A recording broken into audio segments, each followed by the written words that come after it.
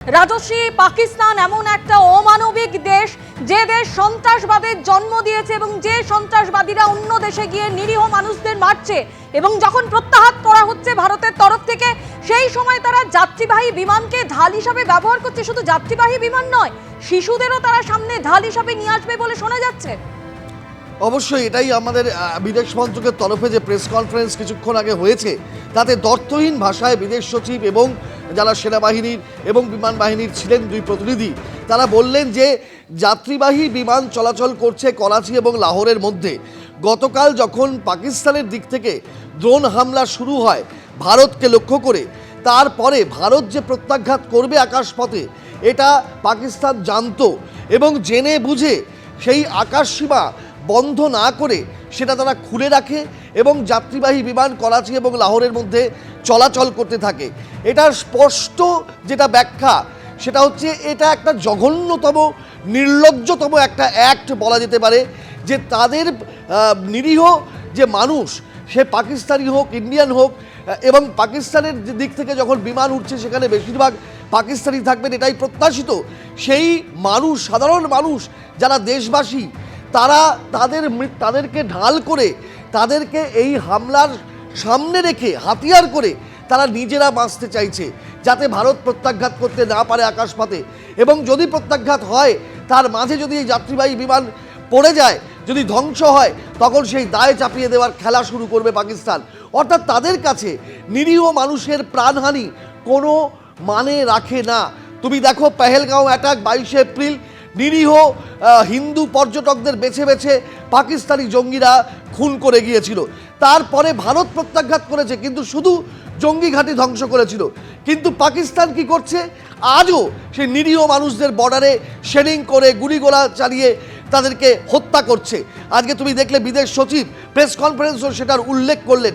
তারপরে এই যে বিষয়টা সামনে এলো যে নিরীহদের যাত্রীবাহী বিমান যাতে নিরীহ মানুষজন চড়েন সেই বিমান চলাচল তারা অব্যাহত রেখেছিল যাতে ভারত আকাশপথে পাকিস্তানের হামলার প্রত্যাঘাত না করতে পারে, এইটা মাথায় রেখে। অর্থাৎ নিরীহদের সামনে ঠেলে দেওয়া, তাদের হাতিয়ার করে তাদের জীবনকে সংশয়ে ফেলে তাদের প্রাণহানি ঘটিয়ে পাকিস্তান সবসময় চলেছে এবং আজও তারা এই যুদ্ধের আবহেও সেখান থেকে কোনোভাবে সরে আসছে না। এটা তো আন্তর্জাতিক যুদ্ধ সংক্রান্ত আইনকে লঙ্ঘন করে। পাকিস্তান বারবার হারে, তবু পাকিস্তান নির্লজ্জ কতটা যে পাকিস্তান সন্ত্রাসবাদকে মদত দিতে, সন্ত্রাস করতে কখনো ছাড়ে না। কেন এ কথা বলছি? কারণ কিছুক্ষণ আগে আমাদের বিদেশ মন্ত্রী, বিদেশ সচিব, তিনি একেবারে প্রেস কনফারেন্স করে জানিয়ে দিলেন যে ভারতের এয়ার স্ট্রাইক এড়াতে পাকিস্তানের ঢাল যাত্রীবাহী বিমান, ভাবা যায় সাধারণ নাগরিকদের ব্যবহার করেছে পাকিস্তান ঢাল হিসেবে। ভারতকে আটকাতে জঙ্গিদের মতো নিরীহদের ঢাল করছে পাকিস্তান। করাচি লাহোরের মধ্যে বিমান বন্ধ না করে উল্টে ঢাল হিসেবে তাদের ব্যবহার করছে পাকিস্তান। ভারতের আকাশ সীমা একাধিকবার লঙ্ঘন করেছে পাকিস্তান। 300 থেকে 400টি ড্রোন দিয়ে হামলার চেষ্টা চালিয়েছে পাকিস্তান। পাকিস্তানের চক্রান্ত ব্যর্থ, বেশিরভাগ ড্রোনই ধ্বংস করেছে ভারত। যাত্রীবাহী বিমানকে ঢাল হিসেবে ব্যবহার করছে পাকিস্তান। এবং আরো জানালো ভারতের বিদেশ সচিব, আরো জানান যে তুরস্কে ড্রোন দিয়ে হামলা চালাচ্ছে পাকিস্তান। আকাশ সীমা বন্ধ না করে যাত্রীবাহী বিমানকে ঢাল হিসেবে ব্যবহার করছে পাকিস্তান। ভারতীয় সেনার ঠিকানায় হামলা চালানোর চেষ্টা চালিয়েছে পাকিস্তান। তারা পর্যদস্ত হয়েছে, নাস্তানাবুদ হয়েছে, তবু তারা কিভাবে পরপর হামলা করেই যাচ্ছে। ভারতের জবাবে পাক সেনার প্রচুর ক্ষয়ক্ষতি হয়েছে। করাচি লাহোরের মধ্যে বিমান বন্ধ না করে ঢাল হিসেবে ব্যবহার করছে পাকিস্তান।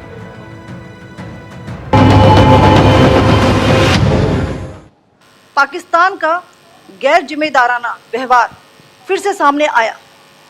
7 मई 2025 को रात 8:30 बजे एक असफल अकारण ड्रोन और मिसाइल हमला करने के बावजूद पाकिस्तान ने अपना नागरिक हवाई क्षेत्र बंद नहीं किया।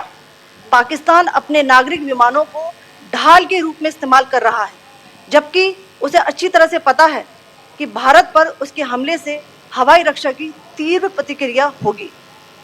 यह भारत और पाकिस्तान के बीच अंतर्राष्ट्रीय सीमा के पास उड़ान भरने वाले अंतर्राष्ट्रीय उड़ानों सहित नागरिक विमानों के लिए सुरक्षित नहीं है। पंजाब सेक्टर में हाई एयर डिफेंस अलर्ट स्थिति के दौरान एप्लीकेशन फ्लाइट रडार 24 का डेटा दिखाया गया है। जैसा कि आप देख रहे हैं यहाँ पर भारतीय पक्ष का हवाई क्षेत्र घोषित बंद के कारण नागरिक हवाई यातायात से पूरी तरह से रहित है। कराची और लाहौर के बीच के हवाई अड्डे मार्ग पर नागरिक एयरलाइंस उड़ान भर रही है।